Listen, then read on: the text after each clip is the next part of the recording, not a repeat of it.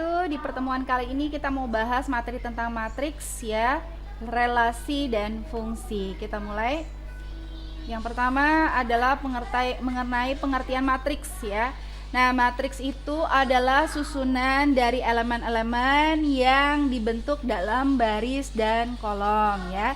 Jadi matriks itu dinyatakan dalam baris dan kolom. Matriks selalu dinyatakan dalam bentuk persegi panjang atau persegi ya. Nggak mungkin matriks itu dalam bentuk jajar genjang, trapesium, bahkan lingkaran. Jadi matriks itu disusun dalam bentuk baris dan kolom ya. Gitu. Nah, terus kemudian ini adalah notasi matriks. Matriks dinotasikan dengan huruf besar ya, dan elemen-elemennya ada di dalam sini. Nah, untuk penulisan elemen-elemennya itu ya, jadi bisa dibuat seperti ini gitu, ataupun juga bisa dibuat dalam huruf kecil dari notasi matriksnya. Contohnya matriks A gini kan, berarti nanti bisa ditulis dalam bentuk A kecil 11 ya, A kecil 12, A kecil 13 dan sebagainya ya.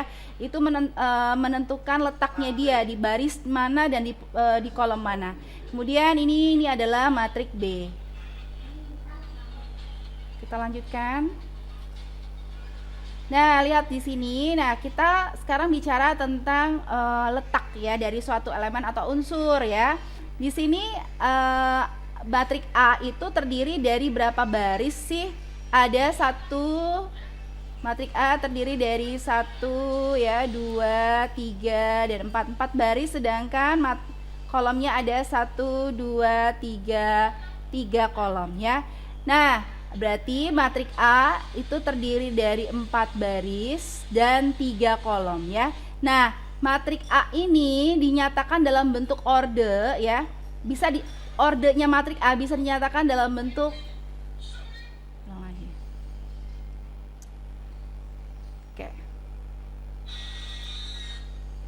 Nah, sekarang di sini kita ingin bicara tentang letak dari suatu unsur ya atau elemen. Di sini 4. 4 itu terletak di baris pertama kolom pertama, ya kan? Nah, kita lihat ya. Kemudian ini 1 itu terletak pada baris kedua kolom kedua ya. Dan 1 yang ini terletak berarti di baris ke 1, 2, 3 baris ketiga kolom pertama ya. Kemudian yang ini berarti baris ke 4 kolom kedua. Nah, sekarang ada pertanyaan. Sebutkan elemen pada kolom ketiga, baris ketiga, kolom ketiga, baris ketiga. Ini 1, 2, 3 kolom ketiga. 1, 2, 3 ini dia ya. Jawabannya yang ini yaitu 3. Oke. Nah, setelah kita belajar tentang elemen atau unsur, kita pun juga nanti belajar tentang ordo suatu matriks. Tadi kita sudah tahu ya, banyak baris dan banyak kolom pada matriks A. Banyak barisnya ada 4, banyak kolomnya ada 3.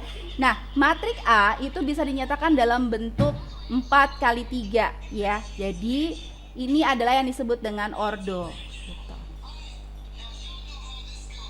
Sekarang ada matriks-matriks berikut, kita tentukan ordonya ya. Ini adalah yang disebut dengan ya, di sini ini matriks berapa sih barisnya? Barisnya ada 1, kolomnya ada 3. Ini yang disebut dengan matriks baris ya. Maaf, ini disebut dengan vektor baris. Nah, jadi kalau dia terdiri dari 1 saja ya, baris saja atau kolom saja. Nah, kalau dia barisnya cuma 1 dikatakan vektor baris. Ini juga vektor baris. Ya. Ini juga 1 kali 3 ya, barisnya 1, kolomnya 3. Nah, yang ini barisnya 3, kolomnya 1 ya. Nah, ini yang disebut dengan vektor kolom. Vektor kolom. Gitu. Nah, kalau ini berarti ini barisnya 3, kolomnya 2. Ini ordonya 3 kali 2. Kalau ini barisnya 2, kolomnya 3. Kalau ini berarti 2 kali 2 ya. Kita next. Oke, nah di sini ya Matriks bisa juga disebut dengan matriks persegi atau matriks bujur sangkar jika matriks tersebut berorde n kali n. Ya. Kemudian dalam prakteknya matriks bisa dinyatakan dalam notasi ringkas A sama dengan kurung siku tegak ya. Lihat di sini ya, unsurnya di dalamnya huruf kecil yang bisa saya katakan A, I, J ya. Kemudian kita masuk ke macam-macam matriks. Ya, nanti kita akan belajar beberapa jenis matriks ya, yaitu matriks diagonal, matriks identitas, segitiga atas, segitiga bawah, transpos, setakup atau simetrik, dan matriks zero atau one. Oke, kita mulai dari yang pertama, yaitu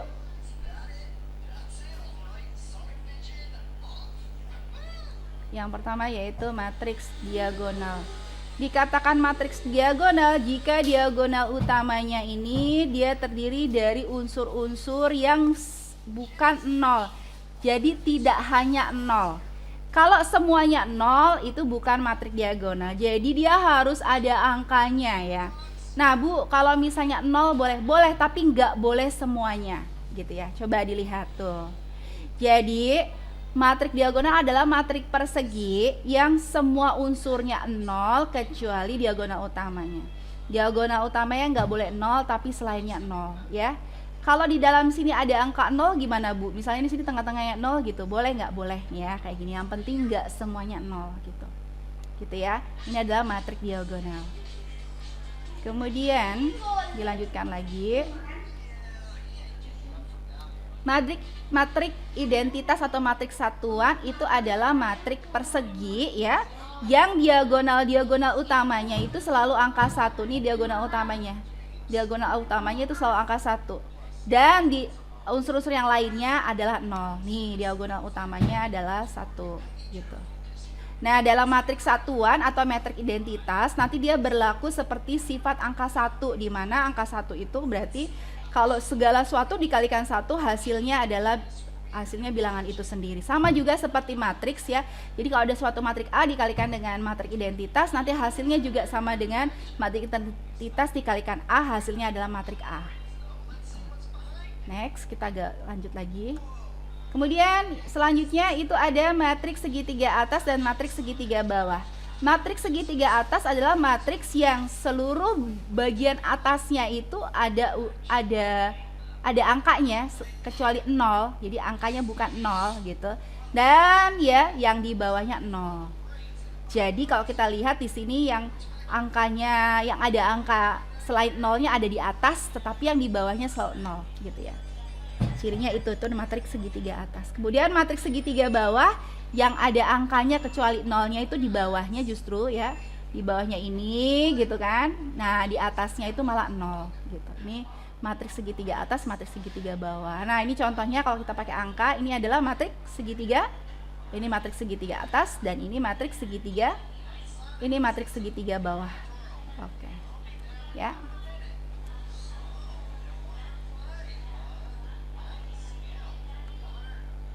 Oke, matriks transpos. Matriks transpos adalah matriks yang merupakan hasil pengubahan unsur matriks ya, di mana barisnya itu berubah menjadi kolom dan kolomnya berubah menjadi baris. Contoh matriks A nih. Matriks A ini barisnya semula 2, 3. Kemudian ketika ditransposkan, transpos itu menjadi aksen. Jadi simbolnya selain aksen bisa juga dengan A pangkat T gitu, A transpos ya. 2, 3, 2, 3-nya turun ke bawah jadi kolom, 1, 4 tadinya baris berubah menjadi kolom begitu. Nah, sekarang coba kita latihan untuk matriks B. Berarti B transposnya adalah ya. Jadi 1, 2, 3, jadi dia ke bawah kan gitu kan. Nah, 4, 5, 6 jadi dia begini gitu kan. Jadi yang semula matriks tadi ini adalah 2. Ini kan matriksnya ordenya 2 kali 3 ya. Ketika ditransposkan terbalik menjadi 3 kali 2 begitu. Oke, sekarang kita lihat matriks C. Matriks C kita transposkan ya. C transpos sama dengan ya, ini 2, 3, berarti sini 2, 3, 4, 6, 6, 9. Nah begitu. Yang tadi dia adalah 3 kali 2, Nanti menjadi, ini berarti menjadi 2 kali 3 transposnya. Oke.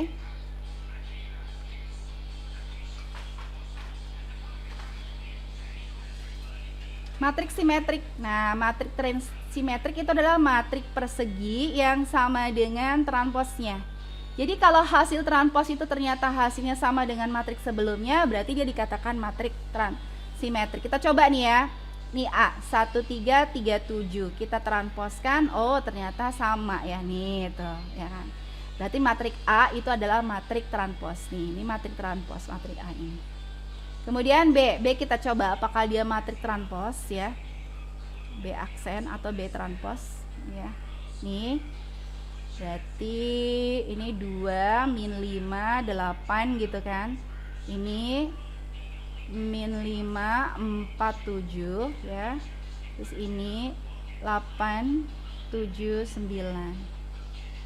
Ya, kita lihat apakah B sama dengan B transpos, ternyata sama, berarti B juga merupakan matriks simetrik ya. Sekarang coba latihan untuk yang ini, apakah yang itu merupakan matriks simetrik? Oke. Next. Oke, ada matriks selanjutnya adalah matriks 0 1 ya. Jadi adalah matriks yang semua elemennya itu bernilai 0 atau bernilai 1. Ini contohnya nih. Ya, matriks ini penting banget nanti ya. Nanti kita akan sering temui dengan matriks 0 dan 1 ini.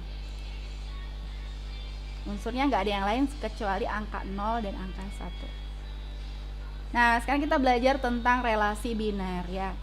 Jadi ya, relasi biner ini jadi relasi biner di relasi biner R antara himpunan A dan B ya, itu berarti dia merupakan himpunan bagian dari A kali B ya.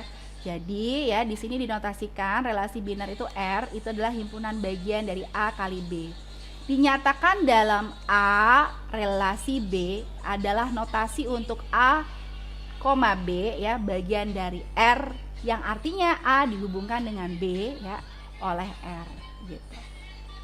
Oke, kalau ditulis A, R coret di bawah B, coret di bawah B, itu artinya adalah bukan relasi ya, bukan relasi dari A dan B gitu. Kita lanjutkan lagi.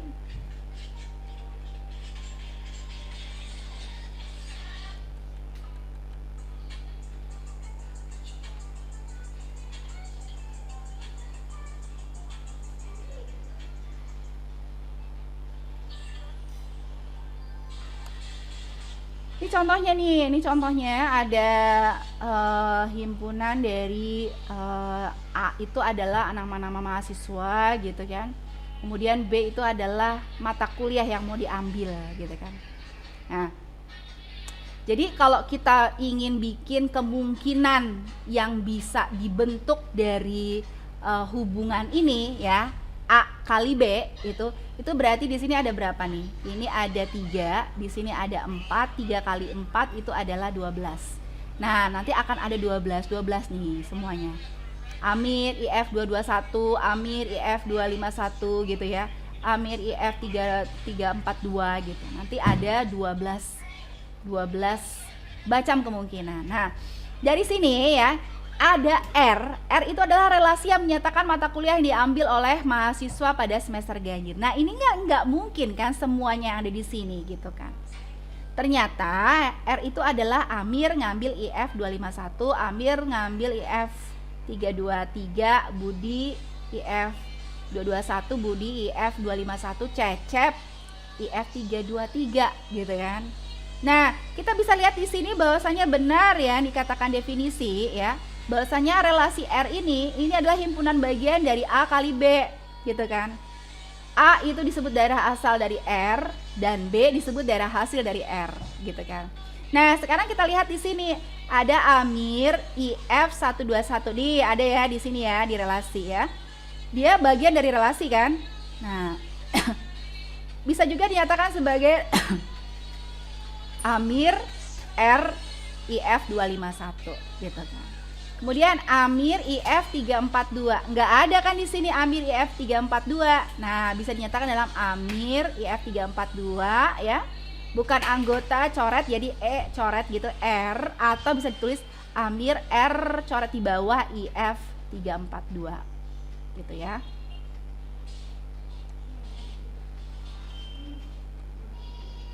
Contoh selanjutnya nih, ya. Misalkan P 234 gitu ya. Q 2489515. Kita ingin mendefinisikan relasi R dari P ke Q dengan P, Q anggota dari R jika P habis membagi Q gitu kan. Nah, coba lihat P habis membagi Q. Kira-kira apa sih relasi yang bisa terbentuk di situ gitu ya. Oh, ternyata hasilnya adalah R 2,2. Bener nggak 2 habis membagi 2? Betul ya kan. Kemudian apa lagi? 2,4. 2,4 bener nggak 2 habis membagi 4? Bener ya kan. Oke, kemudian ya 4 dan 4. Betul kan 4 habis membagi 4? Betul. Kemudian 2,8 ya, 4,8, 3,9, 3,15 ya. Enaknya bagaimana sih kita menentukan ini? Enaknya pakai gini aja ya. Pakai diagram panah gitu ya. Di sini ada 2 3 4 gitu kan. Ini 2 4 8 9 15. Nah, sekarang kalau P habis membagi Q, kita satu-satu dulu ya. Betul nggak 2 habis membagi 2? Betul ya. 2 membagi 4? Betul. 2 membagi 8? Betul. 2 membagi 9? No. 2 bagi 15? Tidak. Berarti seperti itu ya. Kemudian kita ketiga. 3 habis nggak dengan 2, 4, dan 8? No ya. 3 itu ke sini, 3 itu ke situ, ke sini. Oke. Kemudian 4. Kalau 4-nya gimana? 4 itu berarti ke sini ya kan? Oh, ini harusnya beda ya. Udah nggak apa-apa. Nah, ini sama ini. Gitu. Sehingga terjadilah relasi seperti ada di sini, gitu ya. Nah, terus kemudian ya, relasi pada sebuah himpunan adalah relasi yang khusus ya. Kemudian relasi pada himpunan A adalah relasi dari A kali A. Relasi pada himpunan A adalah himpunan bagian dari A kali A. Oke, kita lanjutkan di sini. Ada lagi nih ya, ada lagi. R adalah relasi dari A 2, 3, 4, 8, 9 ya, yang didefinisikan oleh X, Y anggota dari R. Jika X adalah faktor prima dari Y, maka yuk kita buat ya. Di sini kita harus dia mendefinisikan A ke A nih ya ceritanya nih. Jadi di sini A ke A. Ya, berarti di sini 2, 3, 4, 2, 4, 2, 3, 4, 8, 9 gitu kan. Ini juga 2, 3, 4, 8, 9. Nah, sini adalah X adalah faktor prima dari Y. Ini katakan X ya. Ini Y gitu kan. 2 faktor prima dari 2 enggak? Ya kan. 2 faktor prima dari 3 enggak? Tidak ya. Karena 2 bukan faktor dari 3 ya. Tapi 2 faktor dari 4 enggak? Iya, dan juga kebetulan dia faktor prima. Tuh, betul ya kan gitu kan. Kemudian 2 faktor dari 8 tidak? Yes, tetapi dia juga merupakan faktor prima juga dari 8. Karena 2 angka prima kan. Kemudian 2 faktor dari 9 tidak. Otomatis nggak bukan faktor prima ya. Oke, selesai. Berarti 22, 24, 28 sih, sudah ya. Kemudian 3 ke 2 no, karena 3 nggak mungkin faktor dari 2. 3 ke 3 yes. Ya, pasti. 3 ke 9 yes. Ya. Selebihnya Anda cek sendiri, tidak ada lagi yang memenuhi, berarti hasilnya adalah seperti berikut gitu ya.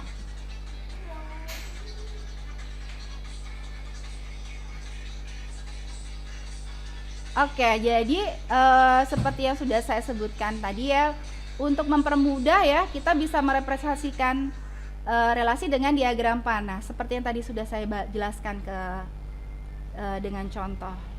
Kemudian ya, bisa juga dengan menggunakan tabel ya. Bisa dengan menggunakan tabel. Kemudian ya, dari tabel-tabel yang ada ya, kita bisa bentuk nih ya, dia bisa bentuk matriks ya, matriks 0, 1. Contoh nih, contoh ya. kita bicara tentang pengambilan mata kuliah tadi nih ya, gitu kan. Nah, A itu adalah Amir, Budi, Cecep. B itu ini mata-mata kuliahnya ya. A1, A2, A3 itu ya sudah masing-masing orangnya. Kemudian B1, B2, B3, B4 masing-masing mata kuliahnya. Ternyata berdasarkan tabel di sini Amir ngambil mata kuliah IF 251 ya. 25 IF 251 tuh yang B2 ya. Nah, saya tulis aja di sini deh. Nih IF. Nih IF 221. Ini IF di 251. Saya angkanya aja deh. 342 323. Oke.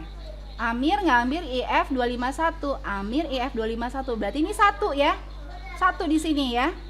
Kemudian Amir ngambil IF 323. Nih, Amir IF 323. Berarti satunya di sini, gitu kan.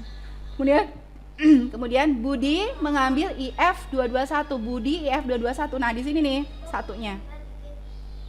Kemudian Budi IF 251. Nih 251 satunya di sini ya. Cecep ngambil IF 323. Nih 323 sini. Nah, setelah semuanya itu sudah memenuhi relasi ya, sisanya yang lain itu ditulis 0.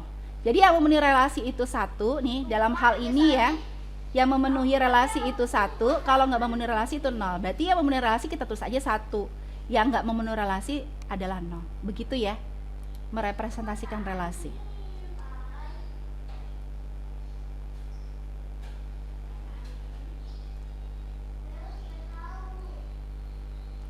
Oke nih, misalnya nih aku punya latihan seperti ini. Ini latihan matriks ya. Coba bisa nggak kalian mengerjakan ini ya.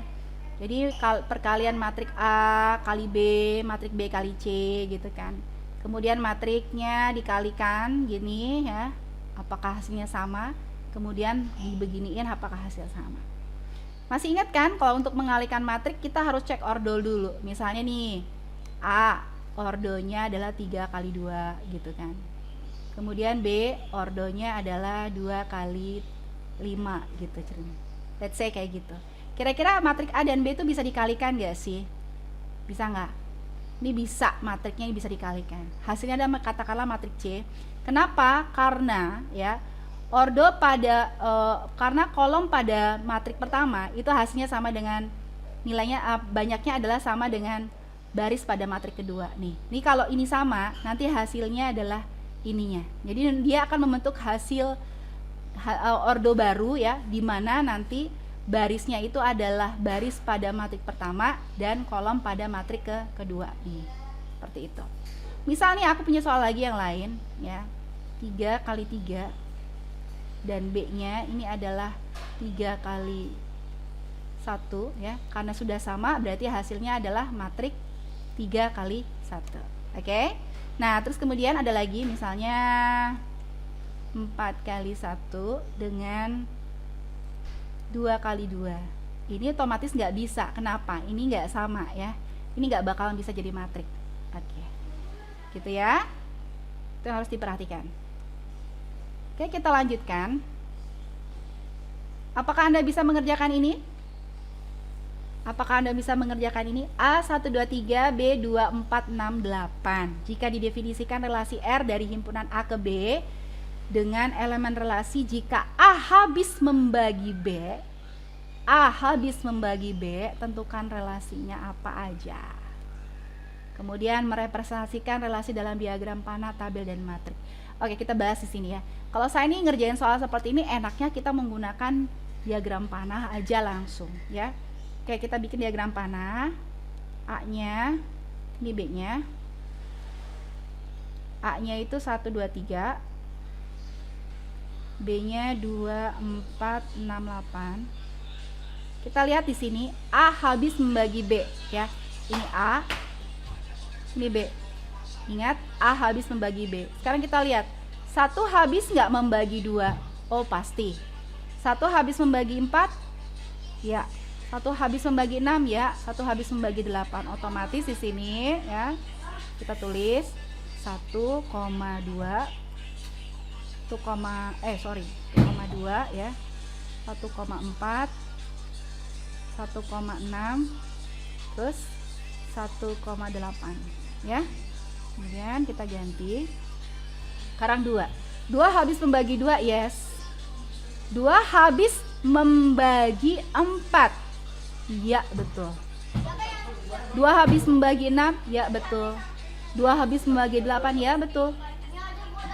Berarti di sini 2 habis membagi 2, 2 habis membagi 4, 2 habis membagi 6, dan 2 habis membagi 8 ya. Betul. Sekarang kita ke kuning. Sekarang 3. Apakah 3 habis membagi 2? Tidak.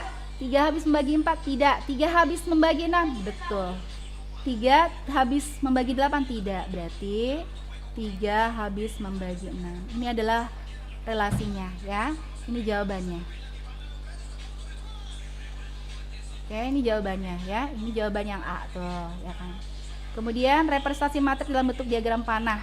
Nih, diagram panahnya. Dalam bentuk tabel. Tabel, yuk kita bikin tabel. Tabel di mana ya? Di sini nih tabel. Tabel berarti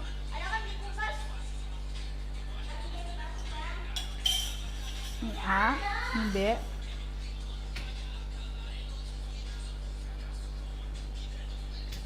Dalam bentuk tabel berarti A-nya apa? 1 dengan 2, kan? 1 dengan 4. Yang kedua ini asli kamu. Oh. Bukan nyeleng, cek dulu. 1 dengan 6, 1 dengan 8, 2 dengan 2, 2 dengan 4, 2 dengan 6, 2 dengan 8 ya, 3 dengan 6. Oke, ini adalah dengan tabel. Sekarang dengan matriks. Nah, kalau dengan matriks bagaimana? Saya hapus.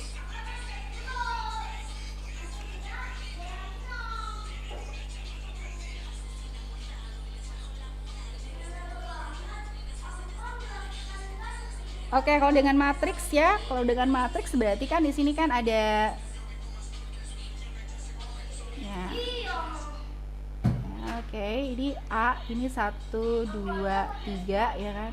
Ini 2, 4, 6, 8 gitu kan. Ya, sekarang 1,2 ya, benar ada ya. 1 dengan 4 ya ada, 1 dengan 6 ada, 1 dengan 8 ada. 2 dengan 2 ada, 2 dengan 4 ada, 2 dengan 6 ada, 2 dengan 8 ada. 3,6 aja. Ada. Sorry. Kok 2? 1. Dia kalau ada hubungan 1 ya. Oke.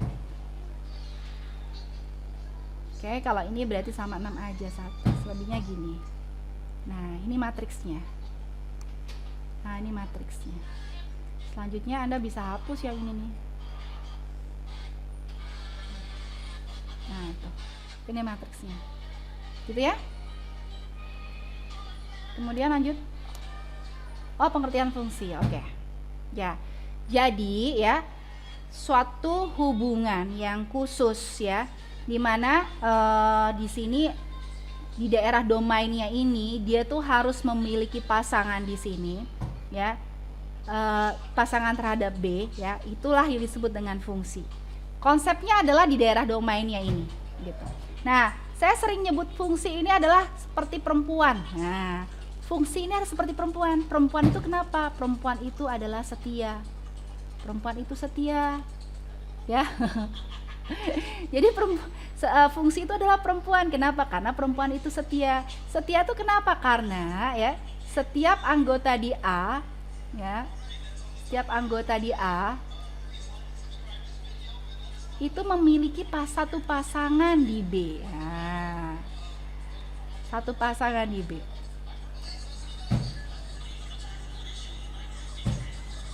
B. Artinya si A ini, si cewek ini dia tuh harus punya pasangan, tapi cuma satu ya. Dia setia, tapi nggak boleh jomblo. Jadi intinya dia setia, dia hanya memiliki satu pasangan, tapi dia nggak boleh jomblo gitu ya. Jadi dia harus setia dan nggak boleh jomblo gitu. Nah, perempuan kan gitu kan, hanya memiliki satu pasangan. Nggak bisa kan perempuan bisa lebih dari berbagai pasangan gitu kan, nggak bisa, nggak ada. Ya mungkin di tempat lain ya, di India ya ada namanya poliandri ya, yang ada kan poligami gitu, yang memungkinkan untuk memiliki lebih dari satu pasangan itu laki-laki dalam saat yang bersamaan ya. Kalau perempuan kayaknya sulit deh. Makanya perempuan itu dikatakan setia gitu ya. Jadi kalau kamu mengingat definisi fungsi, ingat aja perempuan ya, perempuan itu setia. Jadi setiap anggota di A memiliki satu pasangan di B gitu ya. Jadi si A itu harus memiliki pasangan dan nggak boleh jomblo. Kemudian B itu gimana? Bebas aja, boleh punya pasangan banyak, boleh ya, nggak punya pasangan atau jomblo juga boleh. Nah sekarang kita cek ya, ya, yang mana grafik ini yang merupakan fungsi. Ini fungsi tidak? Ini fungsi tidak? Ini adalah fungsi. Kenapa? Karena si A ini memiliki pasangan, ya kan? Di B seluruh anggotanya memiliki pasangan di B, ya kan? Gitu. Nggak ada yang selingkuh kan si A-nya? Enggak, gitu. Yang penting dia memiliki pasangan. Sekarang yang di nomor 2 ini, ini bukan fungsi. Kenapa? Lihat, nih elemen yang ketiga, ini dia selingkuh nih, ini dia ya. Dia punya 2 pasangan di B. Ini bukan merupakan fungsi ya. Kemudian ini juga bukan merupakan fungsi. Kenapa? Karena ada yang jomblo di sini. Ini nggak boleh ya. Jadi cewek itu harus punya pasangan dan tidak boleh jomblo ya. Begitu. Saya nggak ngomong laki-laki ya, saya ngomongnya perempuan. Oke, sekarang kita bicara tentang grafik fungsi. Grafik fungsi tinggal kita pasangkan saja himpunan pasangan berurutan dari X, Y. Kemudian digambarkan ke grafik, mudah kok. Ya. Kemudian kita belajar fungsi flooring dan ceiling ya. Fungsi flooring itu adalah ya bilangan bulat terbesar yang ditulis ya, pokoknya kita bulatkan ke atas gitu ya. Kita nggak perlu ngelihat dia lebih dari 5 atau kurang dari 5, pokoknya bulatin ke atas aja gitu kan. Dia harus bulat ya, nggak boleh pecahan. Kemudian fungsi ceiling dia harus dibulatkan ke bawah. Ingat, dia harus bulat, nggak boleh pecahan. Contoh nih, saya gedein di sini.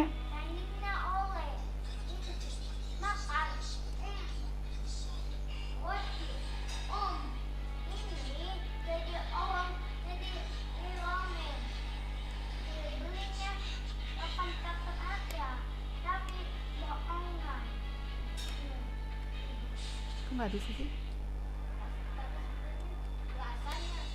Oh, kegedean. Maaf.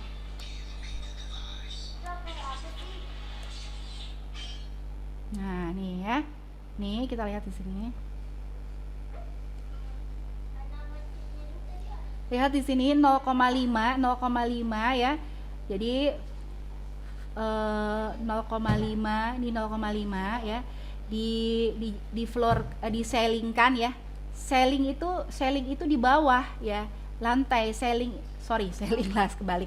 Floor itu lantai, ceiling itu atap gitu kan. Plafon gitu ya. Nah, flooringnya 0,5 tuh 0, tapi ceilingnya 1 ya. Kalau ini 3,1 ya, 3,1 flooringnya itu 3 ya, 3,1 ceilingnya 4. Bodoh amat, nggak masalah, nggak lebih dari 3,5. Yang penting dia kalau udah lebih dari 0, sekian udah naik ke atas deh gitu kan.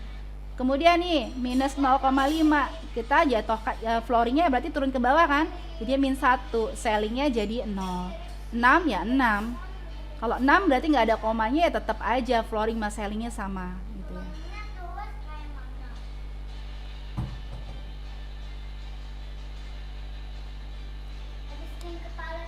Oke, contoh nih ya.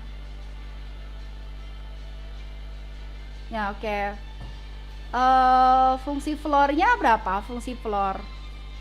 Fungsi floornya berapa ini? Minus 14 ya kan? Karena dia dibulatkan ke bawah gitu kan. Kalau ini fungsi ceilingnya berarti minus 13 ya. Kalau ini fungsi floornya ini berarti floor ke bawah ya 13, ceilingnya berarti 14. Oke. Kita lanjutkan dengan fungsi injektif ya. Fungsi injektif ini fungsi satu-satu, artinya ya masing-masing memiliki pasangan satu-satu gitu. Nah, pada fungsi injektif itu boleh jomblo salah satunya, nggak apa-apa. Kenapa? Karena yang penting ya A ini, yang depan yang ini nih, yang si A domain ini harus terisi, harus memiliki pasangan. Karena si B ini jumlahnya lebih banyak, pasti ada satu yang jomblo gitu. Nah, ini bukan fungsi satu-satu. Kenapa? Karena si B-nya ini ditunjuk oleh 2 dari A gitu. Ya, nggak boleh. Jadi dia nggak boleh poligami ya. Gitu. Next. Terus kemudian next, fungsi kepada atau surjektif. Nah, dikatakan fungsi kepada ya, di situ ceritanya di sini ya, biasanya di domainnya lebih banyak daripada kodomainnya gitu ya. Nah, dikatakan dia fungsi kepada ya berarti nanti habis gitu, harus habis ya. Si B-nya ini harus habis gitu. Begitu. Nah, ini dikatakan bukan fungsi kepada. Kenapa? Karena si B-nya ada yang jomblo. Ini nggak boleh ya. Begitu. Lanjutkan. Fungsi bijektif. Nah, fungsi bijektif itu jika jumlah anggota di A dengan jumlah anggota di B itu sama banyak gitu. Dan dia satu-satu gitu. Apa lagi nih?